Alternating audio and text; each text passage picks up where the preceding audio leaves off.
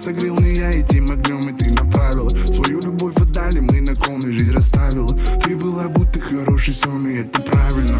Любовь сгорела будто пламенем, мечты побыть вдвоем, ты будто волосы расплавила. Теперь чужая ты, и в тебе больше нету места. Я передам тебе привет, чужая невеста.